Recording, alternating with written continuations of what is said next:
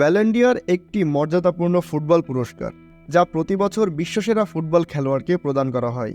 এই পুরস্কারটি প্রথমবার 1956 সালে দেওয়া হয় এবং আয়োজন করে ফ্রান্স ফুটবল ম্যাগাজিন। খেলোয়াড় নির্বাচনে পারফরমেন্স, তাদের ক্লাব, জাতীয় দলের সফলতা এবং ব্যক্তিগত অর্জন বিবেচনায় নেওয়া হয়। আগামী 28 অক্টোবর অনুষ্ঠিত হতে যাচ্ছে ভ্যালেন্ডিয়ারের এবারের পুরস্কার বিতরণী অনুষ্ঠান, যেখানে বারবার উঠে আসছে তিনটি নাম। তারা হলেন রিয়ালের দুই তারকা ভিনিসিয়াস জুনিয়র ও জুড বেলিংহ্যাম এবং ম্যান সিটি মিডফিল্ডার রদ্রি। ধারণা করা হচ্ছে এই তিনজনের একজনের হাতেই উঠবে বিদায় মৌসুমের সেরা ফুটবলারের পুরস্কার। তবে স্প্যানিশ সংবাদ মাধ্যম মার্কার দাবি, রদ্রি বেলিংহ্যাম নয়, পুরস্কারটি উঠতে যাচ্ছে রিয়ালের ব্রাজিলিয়ান তারকা ভিনিসিয়াস জুনিয়রের হাতে। গত মৌসুমে রিয়াল মাদ্রিদের জার্সিতে দুর্দান্ত কেটেছে ভিনিসিয়াস জুনিয়রের। ব্রাজিলিয়ান এই তারকা গত মৌসুমে রিয়াল মাদ্রিদের জয়ে প্রধান ভূমিকা পালন করে।